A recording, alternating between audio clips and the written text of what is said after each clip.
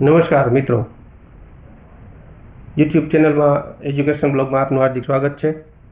આજે એકદમ રસપ્રદ અને ખૂબ જ સરસ નવા ટોપિક સાથે આપની સામે પ્રસ્તુત થયેલું છું।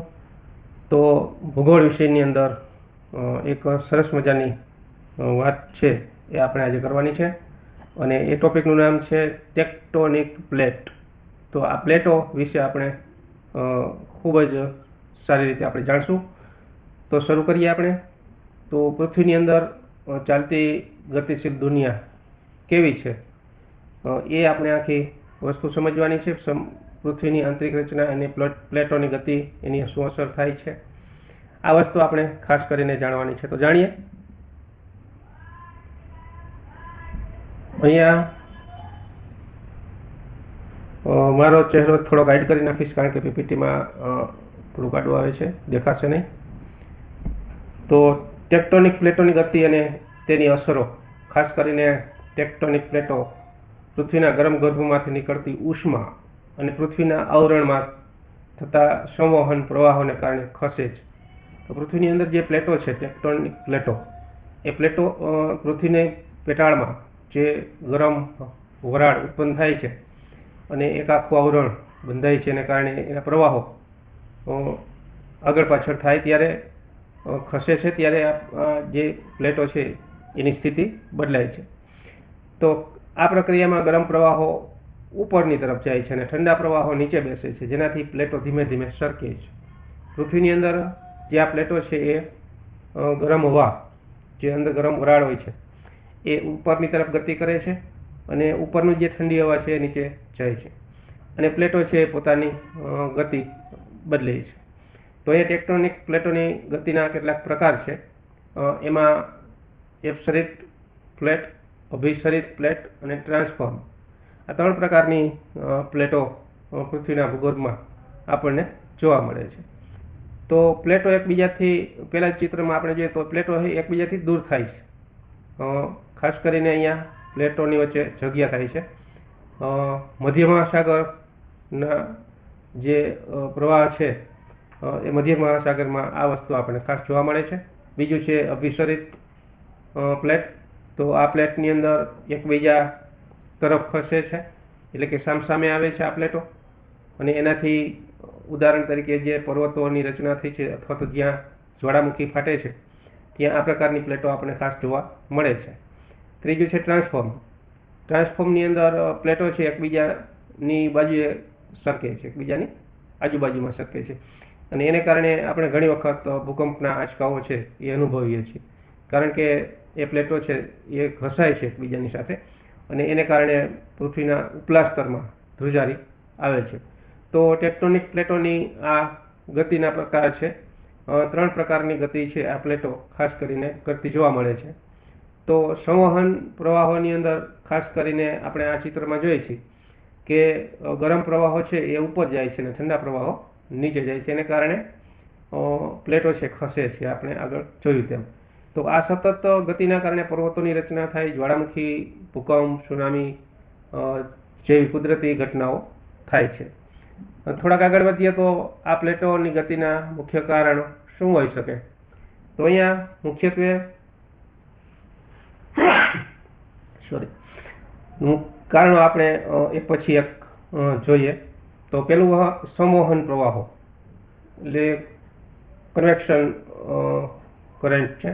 એમાં ખાસ કરીને પૃથ્વીના કેન્દ્રની ગરમીથી મેટલના પદાર્થો ફરે છે અને પ્લેટોને ધકેલે છે।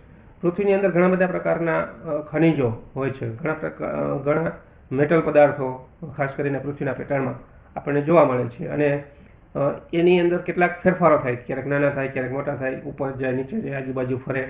તો આ એની ગતિ છે એ જુદા જુદા પ્રકારની આપણને જોવા મળે છે, ને એ પ્લેટો છે હંમેશા એની કારણે ઉપરની તરફ આવે છે, એટલે ધક્કો મારે છે પ્લેટોને। ચિત્રમાં ખાસ કરીને તમે જોઈ શકો છો કે ગરમ પ્રવાહ છે ઉપર અને નીચે ઠંડો પ્રવાહ છે। બીજો છે રીચ પુશ। રીચ પુશમાં ચિત્રમાં જ તમે ખાસ કરીને જોઈ શકો છો તો સમુદ્રની સપાટી પર બનેલા પર્વતો પરથી પ્લેટો ગુરુત્વાકર્ષણને લીધે નીચે તરફ સરકે છે, બરાબર? એટલે રીજ વિસ્તારમાં નવી ભૂપૃષ્ઠ સ્થપાય છે અને પ્લેટો છે એ બહારની તરફ ધકેલાય છે. એટલે અહીંયા બીજા પ્રકારની મુખ્ય કારણ આ છે. ત્રીજું કારણ પ્લેટોની ગતિનું સ્લેબ પુલ. સ્લેબ પુલ એટલે ભારે અને ઠંડી પ્લેટો જ્યારે પાછી નીચે ડૂબે છે ત્યારે તે પોતાની પાછળની પ્લેટને ખેંચે છે. એટલે એકબીજા સાથે જોડાયેલી પ્લેટો હોય છે તો એની સાથે જે જોડાયેલી પ્લેટ છે એ નીચેની તરફ ખેંચી જાય છે. એટલે ડૂબતી પ્લેટ છે એ ઠંડી અને ભારે હોય છે. તો એ ડૂબતી પ્લેટ પોતાની સાથે પાછળની પ્લેટને પણ ખેંચે છે અને આ સૌથી શક્તિશાળી કારણ છે. તો આ પ્લેટોના મુખ્ય 3 કારણો આપણે ખાસ કરીને જોયા. તો એને કારણે પણ આ પ્લેટો છે એકબીજા ગતિ કરે છે અને આ પ્લેટોના પ્રકાર અને એના કારણે પૃથ્વી પર કેટલીક હિલચાલ આપણને જોવા મળે છે. ખાસ કરીને અહીંયા ભૂકંપ અને જ્વાળામુખી બે હિલચાલ મેં દર્શાવી છે. તો પ્લેટોની ગતિના પ્રકારો આપણે ખાસ કરીને જોયા. ફરી એકવાર જોઈ લઈએ એને કે અભિસરણ સીમા, જેમાં જ્યારે બે પ્લેટો એકબીજા તરફ આવે છે અને અથડાય છે ત્યારે અભિસરણ સીમા ગતિનો પ્રકાર થયો. અપસારીમાં બે પ્લેટો છે એકબીજાથી વિરુદ્ધ દિશામાં દૂર થાય છે અને ખાસ કરીને નવીન ભૂપૃષ્ઠ બને છે અને પ્લેટો અલગ અલગ દિશામાં સરકી જાય છે. જ્યારે અભિસરણ સીમાની અંદર એક પ્લેટ બીજી પ્લેટની નીચે ધસી જાય છે અથવા તો ઉપર તરફ ધકેલાય છે. એટલે એ રીતનો સાંધો રચાય છે. ત્રીજું છે રૂપાંતરિત સીમા. તો રૂપાંતરિત સીમાની અંદર બે પ્લેટો એકબીજા સાથે ઘસાતી આગળ પાછળ સરકે છે. એટલે આપણે દરિયાના સમુદ્રના મોજા જોઈએ છીએ કે એ મોજાઓ ખાસ કરીને પહેલાં આગળ આવે છે પછી પાછળ જાય છે. એ જ રીતે પ્લેટો ભૂગર્ભમાં રહેલી જે આ ટેક્ટોનિક પ્લેટો છે આ કારણમાં એટલે કે રૂપાંતરિત સીમાની અંદર એકબીજા સાથે ઘસાય છે અને કોઈ નવી જ ભૂપૃષ્ઠ અને નથી અને ન તો નષ્ટ થાય છે, ફક્ત અપડેટ અને આડે આવે છે ને સરકતી લાગે છે.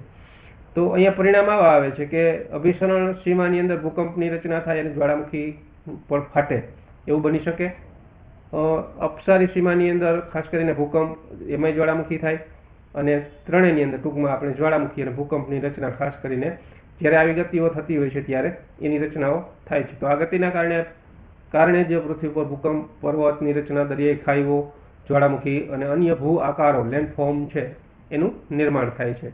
તો આ ટેક્ટોનિક પ્લેટોની ગતિના કારણો અને એના કારણે પૃથ્વી ઉપર જે કંઈ હિલચાલ થાય છે એ હિલચાલ આપણે ખાસ કરીને જોઈ.